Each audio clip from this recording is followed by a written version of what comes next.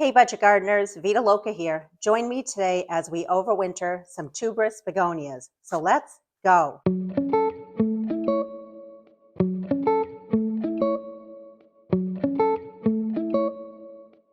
Not all begonias are the same. I like to grow a lot of wax begonias. Wax begonias are treated as annuals. They are considered a fibrous type of begonia, and they're more of a bedding plant. They don't require a period of dormancy. Tuberous begonias, on the other hand, do require a period of dormancy, and they do create what's called a tuber. I have videos that I've created in the past showing how to overwinter tuberous begonias, how to wake them up in the late winter, early spring months, how to collect the seeds from wax begonias, as well as how to sow those seeds. I'll put links to all of those types of videos in the description below in case you're interested. I've been overwintering the tubers of my tuberous begonias for a number of years. A lot of people throw them away at the end of the season and buy them year after year. That can get very pricey, so this is why I wanted to make this video. In order to start the process of overwintering your tuberous begonia, what you want to do is let it dry out for a period of time.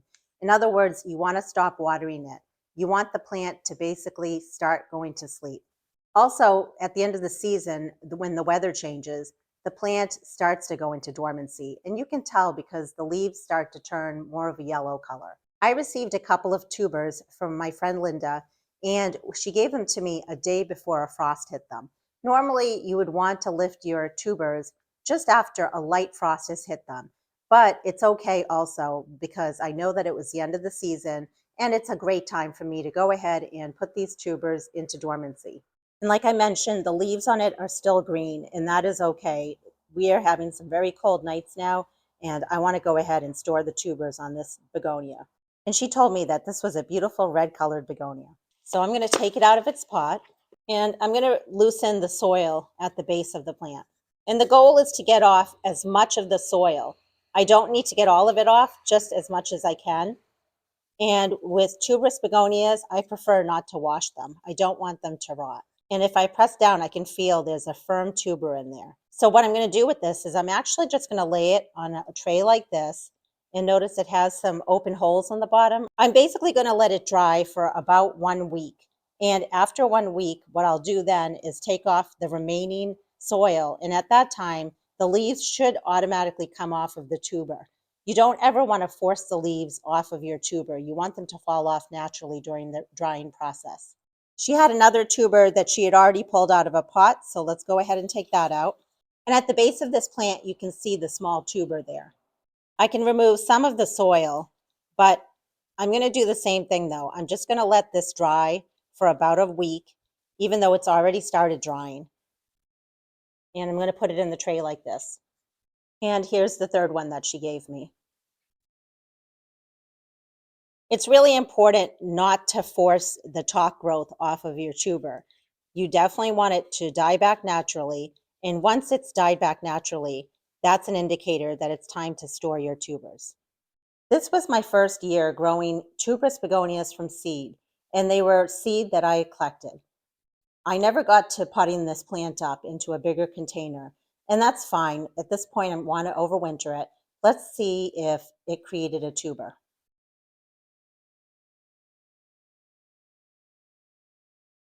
Just removing the soil gently.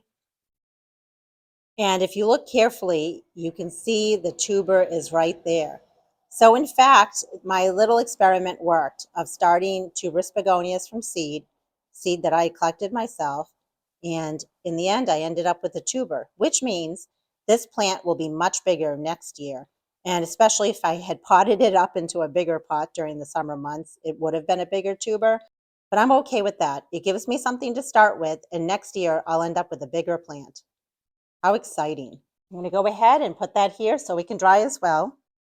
Some of you may remember I had this pot on my front porch.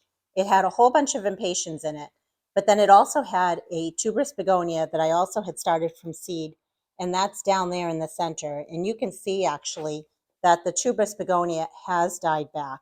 So let's go ahead. I'm going to cut back all this top growth of the impatiens, and we're going to lift the tuberous begonia out of this pot. The tuber is in the center of this pot, so I have to be really careful when I dig. I'm going to use a hand shovel, and I'd rather dig a little bit away from the tuber so I don't damage it.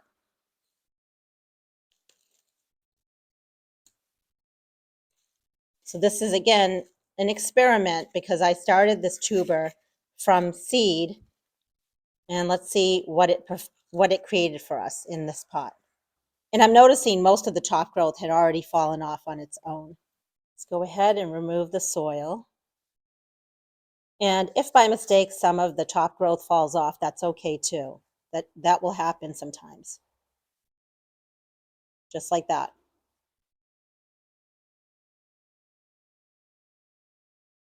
This has been off of drip irrigation for a number of days, but it's still quite wet.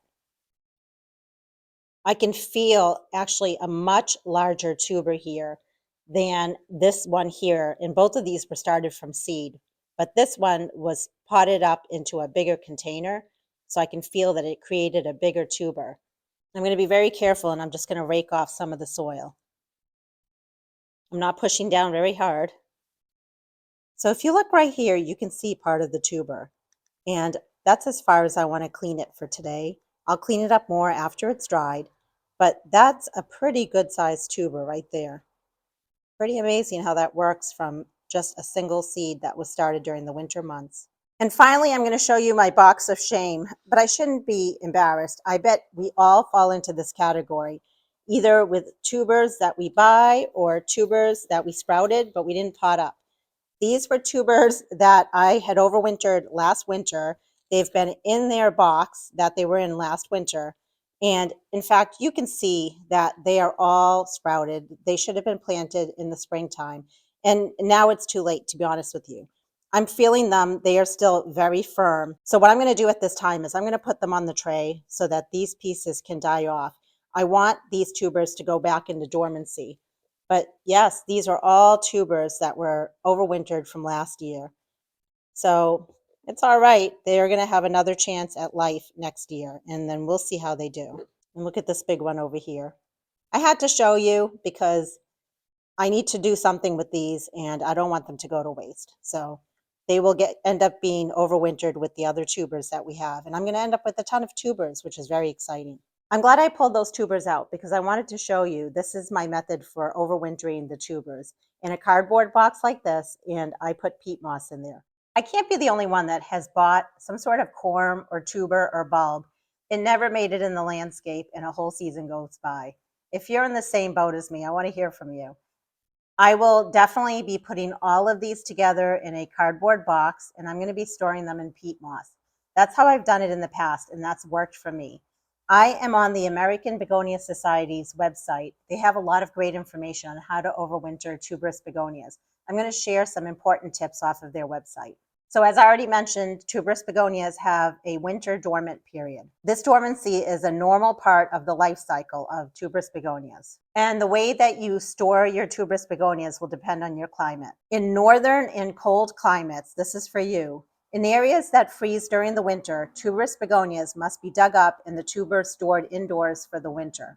The time to do this is after you've had a light frost that ruins the foliage. And just know that a light frost will not ruin your tuber as it's underground. A hard frost will, though. In southern and warm climates, this one is for you. In areas that do not or rarely have a frost, tuberous begonias go dormant on their own. And that usually happens sometime around October or November. And you'll know that when they collapse and they start to turn yellow. And then during that time, you want to stop watering them. And here's what to do for northern and cold climates. So after the first frost has hit them and the foliage is ruined, at that time you want to dig up the entire plant with its tuber. Gently remove all the soil from the tuber and any loose roots. And I didn't mention before, but you definitely want to check for pests as well as any rot. Rotted areas can be removed with a sharp knife and dusted with a fungal powder or sulfur. I've never had to do that before, but you definitely would want to treat a part of a tuber that has rotted. After you dug up the tubers, you want to lay the entire plant in a warm, dry area for several days to thoroughly dry your tubers. And you don't want them to be outside during a freeze. You want to make sure you bring them inside. So I've been doing this process either in my barn or in my garage. I haven't been drying them outside. It's just been a little bit cool at night.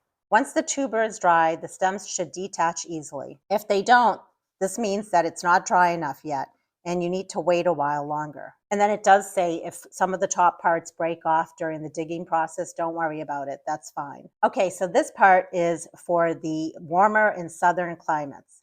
Your main worry is keeping the tubers dry during the winter. If you do choose to grow them in the ground, it will be difficult to stop them from being watered because you're going to get some rain and that's going to get the tubers to be wet again. So in that case, it's better for you to follow the directions and lift your tubers up. But if you have them in pots, what you can do in those warmer climates is you can take the pots and put them somewhere where they're not going to be watered, like in a garage or in a barn or a basement or whatever you have.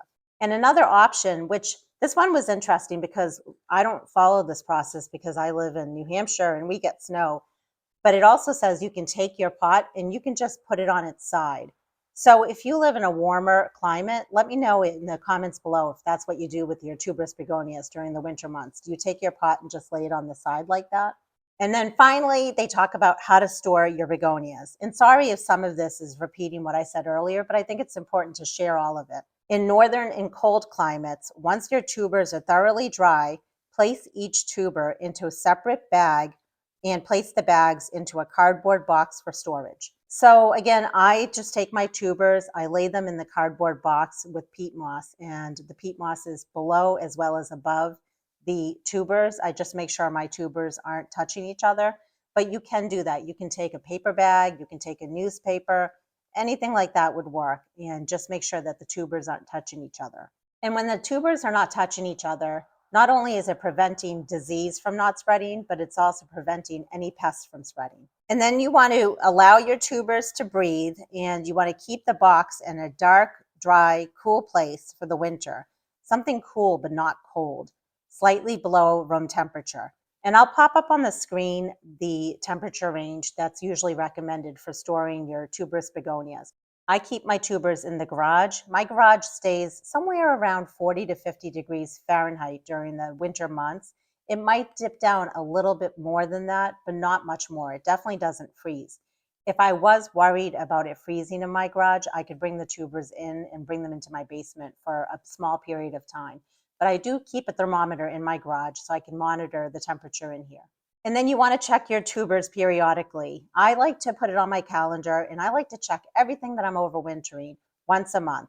And what you're checking for is you're checking for disease, you're checking for pests. These tubers don't typically need water like dahlia tubers do. So if you're worried about that, you can always just give them a small spritz of water. And in terms of my cardboard box, I have it closed, but I don't have it closed 100%.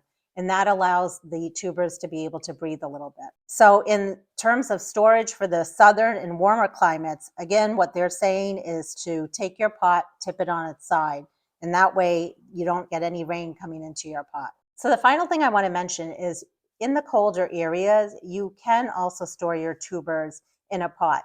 You don't have to take them out like this and store them bare root.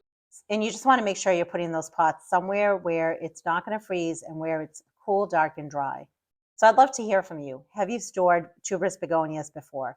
If not, are you going to give it a try? And if so, how have you stored them? Have you stored them bare root or in a pot? And where do you live? Do you live in a colder climate or a warmer climate? What growing zone are you in? All that information is so helpful to know, not only for me, but anyone else that's watching this video. And follow me through this process because each month I will be doing a video checking on all the plants I'm overwintering in my garage, as well as any tubers, corms, and bulbs that I'm overwintering, as well as the geraniums that I'm overwintering bare root in my basement. And until the next video, make it a great day with gardening. That's pretty amazing. Very cool. And that's a pretty...